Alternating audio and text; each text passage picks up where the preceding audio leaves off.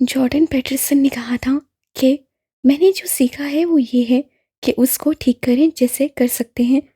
अपने इनके बारे में मगरूर ना हो, इंकसारी की जद्दोजहद करें, क्योंकि मुकम्मल गरूर अपना इजहार अदम बर्दाश्त, जुल्म और तशद्दुद की सूरत करता है।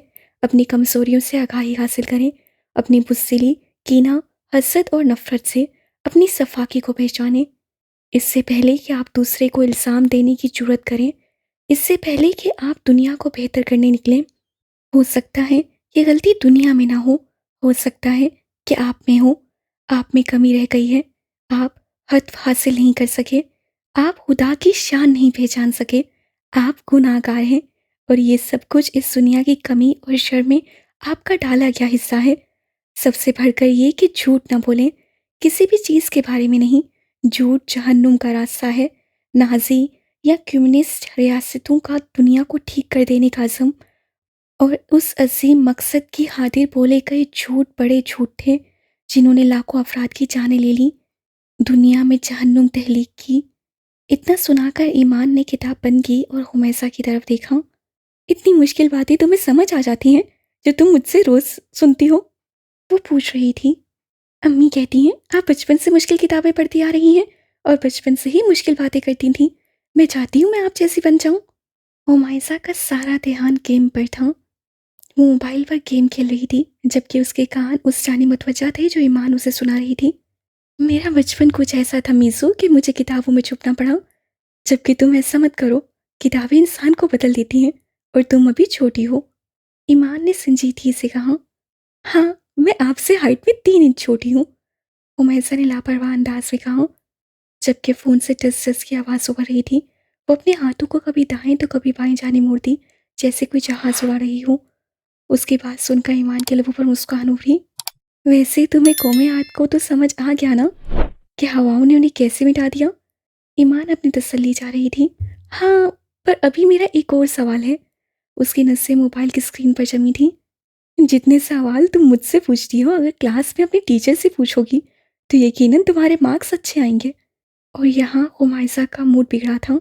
पढ़ाई के नाम से उसकी जान जाती थी। यार आप भी, मुझसे कोर्स की किताबें नहीं पढ़ी जाती।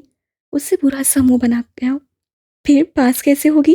अगली क्लास में कैसे जाओगी? और फिर मैं पास हो जाऊंगी, टेंशन ना ले।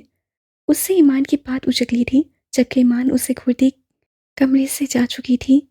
ये आप ही भी ना, पता नहीं क्यों इतनी टेंशन लेती हैं। हुमायसा ने सर झटक और फिर से मोबाइल में मुतवज्जा हो गई। टस टस की आवाज़ कमरे में काफ़ी देर तक गूंजती रही। आपको उर्दू आती है? ईमान ने आंखें फाड़े सामने खड़े शख्स से पूछा, जो सवाए बालों और आंखों के रंग के कहीं से भी एशियाई नहीं लगता था। उसके नैनो नक्श बिल्कुल शोरबी थे। इससे पहले कि मासील कोई जवाब देता, दरवाजे पर एक और चेहरा उभरा था। एमा, किसी ने उसे पुकारा था। एमा ने मुड़कर देखा तो रोज वहां खड़ी थी। उसका सांस फूला हुआ था। यकीनन वो भागते हुए वहां तक पहुंची थी। थैंक गॉड तुम आ गई, वरना यहाँ पर तो मेरे मुस्लिम होने पर अभी कत्ल कर दिया जाता मेरा। एमा ने सुकून का सांस लेते कहा, जबकि मासील तो उसके लगाए गए इल्ज़ाम पर बस उसे घूर कर रह गया था। कितनी अजीब लड़की थी वो, जो बातों का अपनी मर्जी का मतलब निकालती थी। सॉरी मिस्टर मासील, वो मैं एक्चुअली लेट हो गई। मैंने ही एमा को भेजा था कि वो मेरा एडमिशन फॉर्म ले ले। रोज़ जो मासील की जानी मुतवज्जा फीके चेहरे के साथ कह रही थी, जबकि उसकी बात सुनकर एमा ने झटके से मासील की जानिब देखा। क्या वो मासील था? क्या वाकई? एमा को शर्मिंदगी ने आ घेरा। कैसे वो उसके सामने ही झूठ बोल रही थी, जबकि दूसरी जानिब मासील को भी उसके एमा नाम पर हैरत हुई थी। एक मुसलमान लड़की का नाम एमा। ये मुसलमान इतने एडवांस कब से हो गए? वो बस सोच कर है क्या। मिस्टर मासील, मुझे आपकी मुजस्समा साजी में कोई इंटरेस्ट नहीं है। मैं खुद के एडमिशन के लिए नहीं आई थी, मैं यहाँ सिर्फ रोज़ के लिए आई थी। ये दोहरे मैार वाला इंस्टीट्यूट आपको ही मुबारक हो। वो अपनी भड़ास निकालती कमरे से निकल गई थी, जबकि सवाए मासील के वहाँ मौजूद किसी और शख्स को उसका एक लफ्ज़ भी समझ नहीं आया था। मासील के जबड़े भींच से गए थे। मौसम बहुत ख़राब था। तूफ़ानी बारिश ने बाहर नदी नाले भर दिए थे। गलियों में पानी जमा हो गया था। शाम मगरिब के बाद का वक्त था, जब एक औरत छोटी सी बच्ची का हाथ थामे घर में दाखिल हुई। वो डरी थोड़ा हुई थी, लेकिन जैसे ही वो घर में दाखिल हुई तो सामने सहन में एक मर्द हाथ में एक मोटी छड़ी थामे खड़ा था। उसकी आंखों से आग निकल रही थी, जैसे बारिश का ठंडा पानी भी बुझा नहीं सकता था। आ गई तुम घटिया औरत। वो बच्ची और माँ को देखकर चिल्लाकर बोला था और फिर गुस्से से आगे बढ़ा। मैंने मना किया था ना, किसी फंक्शन किसी शादी पर नहीं जाना। उससे छड़ी वाला हाथ घुमाया और पूरी कुव्वत से छड़ी औरत के दाएं कंधे पर दे मारी। औरत कराह कर रह गई। इससे पहले वो दूसरी मार था। वो औरत फौरन सीधा हुई। मैं कह रही हूँ मुझे हाथ मत लगाना वरना अच्छा नहीं होगा, औरत ने दर्द से बिलबिलाते कहा। पर इस वक्त उस गुस्से से भरे शैतान नुमा आदमी पर उसी किसी बात का असर नहीं हुआ था। माँ को पड़ने वाली छड़ी पर बच्ची की चीख उभरी थी। आदमी ने औरत से ध्यान हटाकर बच्ची को देखा और पूरी कुव्वत से छड़ी घुमाकर उसके पाँव के करीब टखने पर मारी। बच्ची वहीं गिर गई। जबकि औरत ने आगे बढ़कर छड़ी थामने की कोशिश की थी। उसका दिल अपनी बेटी की तकलीफ पर फट सा गया था। शोर की आवाज़ सुनकर घर में मौजूद बाकी अफराद अपने अपने कमरों से बाहर निकल आए थे। अब वो मर्द को रोकने की कोशिश कर रहे थे जो पूरी तरह से औरत को मार रहा था। दिल दहला देने वाला मंजर था। औरत के हाथ जो चूड़ियाँ थीं वो टूटकर कलाई में चुभ चुकी थीं। वो अपनी बच्ची को देखकर चिल्ला रही थी कि जाओ यहाँ से, भागो, अंदर जाओ। जबकि बच्ची अपनी माँ को छोड़कर जाना नहीं चाहती थी। तभी घर के बाकी मर्द उस हैवान बने इंसान को वहां से पकड़ कर ले गए थे। एक औरत बच्ची का हाथ पकड़कर कमरे में ले आई, जबकि बाकी औरतें अब उस आधी मर चुकी औरत को उठा रही थीं जिसका जिस्म जख्मों से भर चुका था। जैसे ही बच्ची कमरे में आई वो जल्दी से बेड के नीचे झुक गई। वो पूरी तरह भीग चुकी थी। उसके पाँव और टांग के साथ साथ पूरे जिस्म में दर्द हो रहा था। वो रोना चाहती थी लेकिन अभी उससे जो मंजर अपनी आंखों से देखा था उससे उस बच्ची के होश सिल्प कर लिए थे। उसका जिस्म कांप रहा था। जाने कितनी देर वो बेड के नीचे छुपी रही और समझने की कोशिश करती रही कि आखिर हुआ क्या था, क्यों हुआ था। फिर हौले हौले उसकी सिसकियां उभरना शुरू हुईं जो देर तक कमरे में गूंजती रहीं। जिंदगी ऐसी कि मर जाने को जी चाहे है, जो बीत गया है वो गुजर क्यों नहीं जाता। वो एक झटके से उठ बैठी थी। पूरा जिस्म हमेशा की तरह पसीने से शराबोर था और ठंडा पड़ चुका था। उससे बेसाख्ता अपने पाँव को छुआ था। अभी तक तकलीफ का एहसास बाकी था। जाने ये ख्वाब उसका पीछा क्यों नहीं छोड़ देते थे। उससे वक्त देखा तो सुबह के 4:30 बज चुके थे। फजर का वक्त था। नींद तो वैसे भी नहीं आनी थी। वो नमाज के लिए उठ खड़ी हुई। उससे दाएं जाने बेड पर देखा तो हुमायसा सोई हुई, जबकि मेहरबानों का बेड खाली था। उसे थोड़ी परेशानी हुई, इस वक्त वो कहाँ जा सकती थी। ये उन तीनों का कमरा था। वो सर झटक कर वॉशरूम की जानी बढ़ गई, वसू किया और फिर कुछ देर बाद वो नमाज से फारिग हुई तो उसका सर दर्द कर रहा था। नमाज में भी उसका दिल नहीं लगा था। कुछ देर बाद कमरे का दरवाज़ा खुला तो मेहरबानों अंदर दाखिल हुई। तुम सुबह सुबह कहाँ गई थी? ईमान ने उसे देखते ही पूछा। वो दादा अबू की तबीयत खराब है, अबू ने लेकर अस्पताल गए हैं, मेहरबानों ने परेशानी से बताया। ओह, ईमान के मुंह से बेसाख्ता फिसला। आ गए वापस? 2 घंटे हो गए हैं, अभी तक तो नहीं आए। एडमिट कर लिया होगा शायद। मेहरबानों ने गहरी सांस दी और फिर सोने के लिए बिस्तर पर लेट गई। वैसे मुसीबत ही है मेरे लिए भी, कोई भी मसला हो अम्मा मुझे उठा देती हैं। वो अब बड़बड़ा रही थी जबकि ईमान खामोश रही। उसके पास अभी कहने को कुछ भी नहीं था। लाइट बंद कर दो, मुझे सोना है, वो करवट लेती बोली और फिर कुछ देर बाद सो गई। तुम सब लड़कियां मेरी एक बात याद रखना, जब मैं कमरे में ना हूं तो कोई भी मेरे कमरे में मत आना। बूढ़ी औरत ने उंगली उठाकर उन्हें तंबी की थी। मैं कभी भी उनके कमरे में नहीं जाऊंगी, वो होले से बड़बड़ाई और उठकर लाइट बंद कर दी। कवारी देवियाँ शम्माएं जला के हाथ पे हया का रक्स सिखाएं, वो इतना दिलकश है। चुने गुलाब तो लगता है फूल मिलजुल कर महकती फौज बनाए, वो इतना दिलकश है। वसाल नक्शे कदम चूम चूम कर पूछें कहाँ से सीखी अदाएं, वो इतना दिलकश है। सरहाने मीर के टिक फातिहा को घर हो चुके, तुम मीर जाग ही जाएं, वो इतना दिलकश है। तमाम आईने हैरत में गर्क सोचते हैं, उसे ये कैसे बताएं, वो इतना दिलकश है। ज़बान वस्फ से आजिज़ उर्फ मुफलिस सर कलम घसीट ना पाए, वो इतना दिलकश है। तिलिस्मे हुस्न है मौजूद लफ्ज़ों से अफसल लुग़त जदीद बनाए, वो इतना दिलकश है। कसम है कैस तुझे तोड़ दे यहीं ये कलम, रफ़ीक मर न जाए, वो इतना दिलकश है। वो इस बार 6 महीने बाद हवेली आया था और अभी जुम्मा पढ़कर जब वो लाउंज में दाखिल हुआ तो सईद जबील ने उसकी बहुत सी बलाएं ले डाली थीं। सफ़ेद कर्फ लगे सूट में स्याह शॉल कंधों पर डाले वो उन्हें एक शख्स की याद दिलाता था, जिसकी यादें हवेली के चप्पे चप्पे पर नक्श थीं। उसके साथ में वही ठहराव था, वही वक़ार, वही रौब। सब उसे एक नज़र देखकर नसें झुका लेते थे। मुल्तान में तो अभी बहुत गर्मी पड़ रही है बाबा जान। वो बाहर से होकर आया तो इसे एहसास हुआ। तुम्हें अभी तक मुल्तान की गर्मी की आदत नहीं पड़ी पर खुदार। सईद जबील ने हौले से कहा तो वो मुस्कुरा दिया। बिल्कुल वही मुस्कुराहट जो किसी के थोड़ी पर चमकते निशान को देखकर उस शख्स के चेहरे पर उभर आती थी। वो अपनी चाल ढाल से उसे ये याद दिलाता था। आदत तो है, बस इतना कह रहा था कि आप लोग कितने सुकून से रह लेते हैं ना यहाँ। जहाँ पैदा हुए थे वहीं मरेंगे। और तुम बताओ, पढ़ाई मुकम्मल हो गई? आगे का क्या इरादा है? सईद जबील ने बात बदली। मेरी पढ़ाई तो कभी मुकम्मल नहीं हो सकती और आगे का अभी सोचा नहीं। यहाँ से वापस जाकर ही कुछ प्लान करूँगा। वो संजीदा लहजे में बता रहा था। वो बोल रहा था और सईद जबील उसके चेहरे को अपनी आंखों में समो रहे थे। आज वो बहुत खुश थे। हर तरफ की बेसरो सामानियों के बावजूद आज वो आया तो मुझको अपना घर अच्छा लगा। कितनी देर वो वहाँ बैठे ऐसे ही बातें करते रहे और फिर वो लाजवा खाने का कहने लाई तो उनकी नशिश खत्म हुई। ऐसे लगता था मुल्तान में बाहर लौट आई हो। और सईद हवेली में कितने फूल खिले थे ये कोई सईद जबील से पूछता। इज्जल जिस सयारी से अवार्ड शो की तकरीब में गई वो उस हालत में वापस से भी नहीं लौटी थी। सुबह के 3 बजे तकरीब ख़त्म हुई और वो उस वक्त तक इतना बेचुई थी कि अब ओल फोल बोल रही थी। हर साल की तरह उसे इस बार भी 2 अवार्ड मिले थे, लेकिन उसे उनमें दिलचस्पी नहीं थी। उससे फ़र्क पड़ता था तो लोगों की बातों से जो उसे अंदर तक दर्द देती थी। वो पिछले 5 सालों से इस फील्ड में थी, लेकिन आज तक वो खुद को ये आदत नहीं डाल पाई थी कि वो पब्लिक फिगर बन चुकी थी। अब लोग उस पर हर तरह से कमेंट कर सकते थे।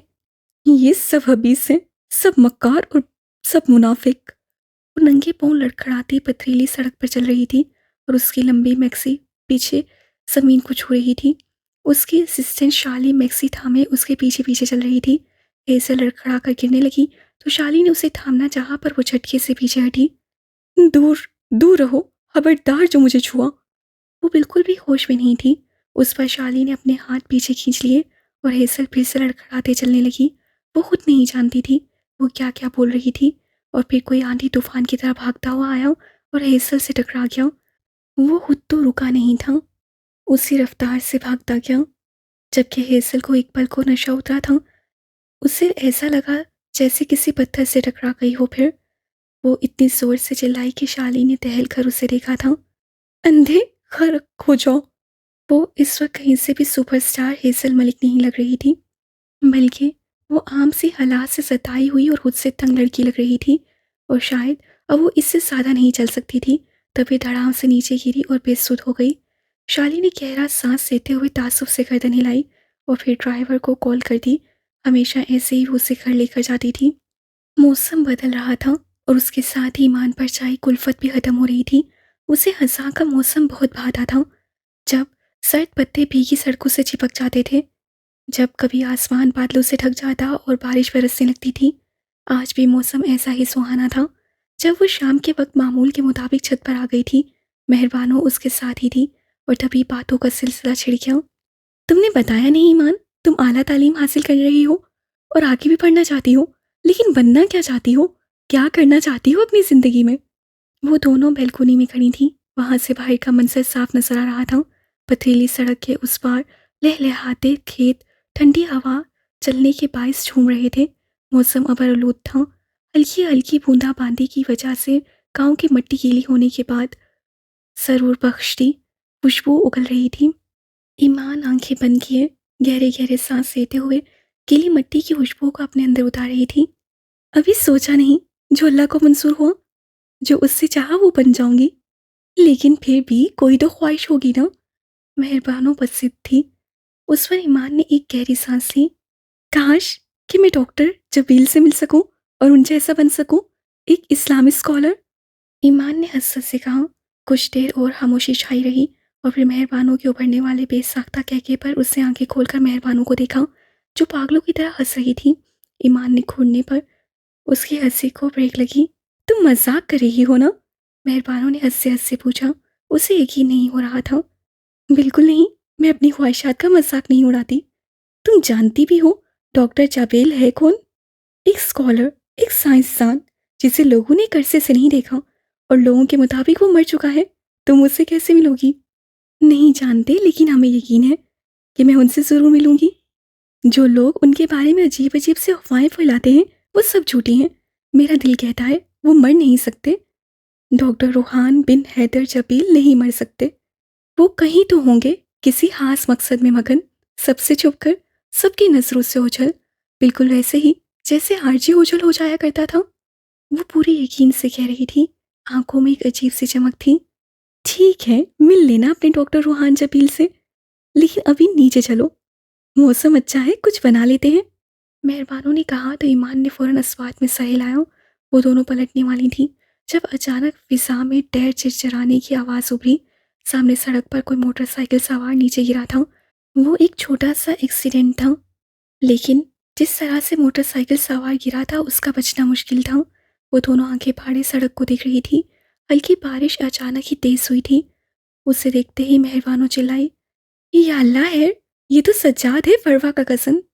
मेहरबानों ने गोया धमाका किया था। ईमान ने वहशत से सड़क पर बेसुध पड़े शख्स को देखा, जिसके इर्द गिर्द अब लोग इकट्ठे होने लगे थे। ये वो शख्स था जिसकी वजह से उसकी ज़ात पर उंगली उठाई गई थी और वो घंटों बैठकर रोती रही थी। आज वो उसके घर के सामने गिरा था। उसको तकलीफ देने वाला खुद आज तकलीफ की नज़र था। उसके समात में किसी खास शख्स के कहे गए अल्फाज गूंजे थे। तुम बहुत खतरनाक हो ईमान, अपना बदला खुद ले लिया करो, वरना तकदीर तुम्हें तकलीफ पहुंचाने वाले से खुद बदला लेती है, जो काफ़ी तकलीफ दे है। क्या तुम्हारा तकदीर से कुछ खास रिश्ता है? अगर आप अपनी पहली मुलाकात नहीं बताना चाहते तो आखिरी मुलाकात बता दे। आखिरी बात कब की थी उससे आपसे? जिया की आवाज़ उसे यादों से खींच लाई थी। उससे चौंक कर जिया को और फिर आसपास देखा। वो ट्रेन में बैठा और शेयर नहीं करना चाहता था, लेकिन जाने वो सब जानने के लिए क्यों बात थी। और फिर आखिरी मुलाकात के नाम पर उसके चेहरे पर दर्द उभ रहा था। उससे गहरा सांस लिया और फिर बाहर के भागते नज़ारों को देखा। जिया हमतन गोश थी कि वो कुछ तो बोलेगा। दुल्हन। वो होले से बड़बड़ाया था, लेकिन जिया को उसके होंठों की चंपिश से समझ आ गई कि उससे दुल्हन कहा था। उसके दिल की धड़कन तेज हुई। क्या वाकई वो कुछ बताने जा रहा था? मैंने इतनी खूबसूरत दुल्हन कभी नहीं देखी थी। उसके जहन में उस खूबसूरत मूरत का सरापा उभरा था। उससे आज भी वो रात याद थी जब उससे आखिरी बार बात की थी। काश मैं उस रोज़ उसे अपना लेता। तकलीफ ऐसी थी जो चीर कर रख दे। दर्द नसों से बहने लगा था। वो रो रही थी। वो वक्फे वक्फे से बोल रहा था। काश मैंने उसका दर्द समझ लिया होता। जिया को लगा था उसका दिल रुक जाएगा। इस कहानी में बेवफा कौन था? वो लड़की जिसका नाम तक जिया नहीं जानती थी, या फिर सामने बैठा वो शख्स जो पल पल चल रहा था? वो मरना चाहती थी। जिया का दिल फिर से धड़का था। मैंने उससे कहा कि तुम डरपोक हो और तुम समझदार भी हो, तुम मौत को नहीं चुनोगी। काश कि मैं। वो आंखें मूंद गया और जिया को लगा था जैसे कायनात रुक गई हो। क्या वो मर? और जिया मजीद ना सोच पाई। उसे महसूस हुआ था कि वो जिस कहानी की तलाश में निकली थी वो खुद उस कहानी से जुड़ सा गई थी। उसे लगा था वो कहानी में खो जाएगी। और पहली बार जिया ने अपने सामने बैठे शख्स को छोड़कर उस लड़की से मिलने की ख्वाहिश की थी जिसका वो जिक्र कर रहा था। ए भूतों की दुनिया की बासी, तुम मुझे कैसे मिल सकती हो? तुम बहुत ही बदतमीज हो एमा। रोज से कमरे में आते ही तकिया उठाकर एमा को दे मारा, जो सुकून से बिस्तर में दबकी हुई कोई किताब पढ़ रही थी। हाँ हूँ तो, एमा ने फाड़ खाने वाले अंदाज में जवाब दिया। तुम्हें पता है मिस्टर मासिल के सामने कितनी शर्मिंदगी का सामना करना पड़ा था? तुम कुछ देर अपना मुंह बंद नहीं रख सकती थी। रोज का पछतावा हो रहा था कि उससे एमा को वहां क्यों भेजा था। ये मुंह खोलना मुझे तुमने ही सिखाया है। एमा किताब रखती उठ बैठी। वो पहले ही बहुत परेशान थी और इसी वजह से किताब पढ़कर अपना जहन बदलना चाहती थी, पर रोज आते ही शुरू हो गई थी। और वैसे भी ऐसे जाहिल इंसान से मिलने को तुम मरी जा रही थी। मुझे अफसोस हो रहा है तुम्हारी चॉइस पर। खबरदार, जो तुमने मासिल को कुछ कहा। रोज तो चिल्ला उठी थी। अभी तो वो ये नहीं जानती थी कि उसके आने से पहले एमा ने मासिल के साथ कैसा सालूक किया था, वरना वो कुछ महीनों के लिए तो फोत ही हो जाती। ये मेरा कमरा है, मेरा जो दिल चाहेगा मैं बोलूँगी, तुम निकलो यहाँ से। तुम्हारी वजह से मेरी जॉब चली गई और अभी भी तुम्हें उस साइको मासिल की पड़ी है। गुस्से से बोलते बोलते बात के आखिर में एमा रूहान सी हो गई थी। ये जॉब चले जाने वाली बात सीरियस थी। रोज से हैरत से उसे देखा। जॉब चली गई? क्या? पर क्यों? रोज उसके बेड के करीब घुटनों के बल बैठ गई। रोज की यही बात अच्छी थी। वो एवा से जितना भी लड़ लेती, लेकिन उसे परेशान नहीं देख सकती थी। तुम्हारे एडमिशन फॉर्म लेने के चक्कर में ऑफिस से लेट हो गई, और जब ऑफिस पहुंची तो बुढ़िया ने मुझे जॉब से निकाल दिया और कहा कि तीसरी बार हुआ जब तुम लेट आई हो, और आज के बाद तुम्हारी कोई जगह नहीं है यहाँ। वो परेशान से बता रही थी। दफा करो उस बुढ़िया को। देखना, एक हफ्ते के अंदर अंदर मैं तुम्हारे लिए इतनी अच्छी जॉब ढूंढूंगी ना कि तुम खुश हो जाओगी। पक्का ना? एमा ने बेयकीनी से उसे देखा। हाँ मेरी जान, पक्का। वो उसके गाल पर चुटकी काटते जा चुकी थी। वो एमा की परेशानी में एक पल के लिए मासील को भूल गई थी, वरना अब तक तो एमा का कमरा मैदान जंग बन चुका होता। अगर कभी तुम मुझे कोई तोहफा देना चाहो तो ज़्यादा मत सोचना, कीमती और महंगी चीज़ों को मत तलाश करना। बस एक शफाफ सी शॉल खरीदना और मेरे कंधों पर डालकर बोलना कि तुम मॉडर्न नहीं बावकार अच्छी लगती हो। अगर कभी मैं अपनी मंजिल भूल जाऊं, तारीखियों में खो जाऊं और तुम्हें मुझ पर एहसान करने का मौका मिले तो हिचकिचाना मत। मेरे रास्ते में खड़े होकर वापस चलो। ये अंधेरों की दुनिया है, गुमराही का रास्ता है, जबकि तुम सराते मुस्तकीम पर चलती अच्छी लगती हो। अगर कभी तुम्हें मुझसे मोहब्बत हो जाए और तुम्हें समझ ना आए कि इजहार की बेहतरीन शक्ल क्या है, तो देर मत करना, मेरा हाथ थामना और धीरे से कहना कि तुम चाहे मुझसे मोहब्बत करो ना करो, मेरी हमसफ़र बनकर बस मुझसे वफा कर लेना। तुम वफा करती अच्छी लगती हो। नूर राजपूत। कागज का टुकड़ा उसके सर्द हाथों में दबा खामोश सा सब कुछ कह गया। उसे सर उठाकर बेड पर लेटे उस वजूद को देखा जिसके हाथ बेड के साथ मुकफ्फिल किए गए ताकि वो उठकर भाग न सके। उसकी आंखों के नीचे स्याह हल्के नुमाया थे, रंगत में सर्दियां घुली थीं और होंठ खुश्की की नजर हो चुके थे। जाने वो उस पागलखाने में कब से कैद थी। उसे अपने सीने में जलन सी महसूस हुई थी। ये कागज का टुकड़ा नहीं, बल्कि एक मुकम्मल हद था। उसके कमरे से उसे एक नहीं बल्कि बहुत से खतूत मिले थे जो उसने लिखे थे, और वो उस शख्स को भेजना चाहती थी जो इस वक्त पत्थर का बन चुका था। आज इस सोशल मीडिया के दौर में भी उस लड़की ने बहुत से खत लिखे थे। उसका नाम पता सब लिखा था, बस उसको पोस्ट नहीं किए थे। जाने वो कब से लिख रही थी, जाने वो क्या कुछ कहना चाहती थी, लेकिन उसमें एक खत पढ़ने के बाद मज़ीद लिफाफे खोलने की हिम्मत नहीं थी। उससे जो किया था उसकी यही सज़ा काफ़ी थी कि उस लड़की की खुली आंखों में अब उसके लिए शनासाई के रंग नहीं उभरते थे। वो अपनी ख्वाहिशों को अपने साथ लिए कहीं अंधेरों में खो गई थी। वो खुद को भूलकर उससे रिहाई पा गई थी। वो शायद ख़त्म हो गई थी। तुमने अच्छा नहीं किया। वो अपने जबड़ों को भींचते दबे लहजे में चिल्लाया था। उससे किसी का नाम नहीं लिया था। वो ऐसा शख्स था जो उसका अपना था, लेकिन उसका नाम सुनते ही उसके सीने में जलन सी हो रही थी। और तुमने क्या किया? तुमने उस लड़की के साथ माजिल से भी ज़्यादा बुरा किया मिस्टर जबील। बाईं जानिब से उभरने वाली आवाज़ पर वो चौंका था और अपने सामने खड़ी हस्सी को देखकर उसे अपनी रूह फना होती महसूस हुई थी। वो दुल्हन के लिबास में सजी संवरी पहाड़ की चोटी पर खड़ी थी। नीचे ठाटे मारता समंदर दूर दूर तक नजर आ रहा था। वो दूर तक फैले समंदर को नम आंखों से देख रही थी। कितनी गहराई थी ना उस समंदर में। अगर वो यहाँ से छलांग लगाती तो दोबारा कभी उभर ना पाती, लेकिन वो चाहकर भी ऐसा नहीं कर सकती थी। आंसू उसकी आंखों से बेख्तियार बह रहे थे। उसका नाजुक वजूद सुर्ख लहंगे में खोले खोले कांप रहा था, और तभी उसके अकब से आवाज़ उभरी। खुदकुशी करने आई हो यहाँ, लेकिन मैं जानता हूँ तुम नहीं करोगी। वो कांटदार लहजे में कह रहा था। दुल्हन बनी लड़की ने आंखें मीच कर उस अजियत को अपने अंदर उंडेला था जो ये आवाज़ सुनकर उसके वजूद से उभर कर उसकी आंखों से बहने लगती थी। वो कुछ ना बोली। वैसे रात के इस पहर तुम्हें यहाँ नहीं होना चाहिए। तुम्हारी शादी हो चुकी है, शोहर इंतजार कर रहा होगा। जाओ उसे खुश करो। ये अल्फाज नहीं, बल्कि वो कील थे जो उसके नाजुक वजूद में ठोंके जा रहे थे।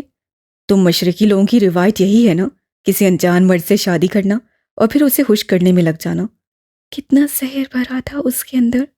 वैसे मुझे अफसोस हो रहा है उस शख्स पर जिसने तुम्हें अपना लिया। वो खुद इस वक्त इतना जल रहा था कि उसकी ये जलन लफ्ज़ों की सूरत बाहर निकल रही थी। उसकी आंखें शोले उबल रही थीं। सुनो, उसके साथ बेवफाई मत करना, जैसे मेरे साथ की है।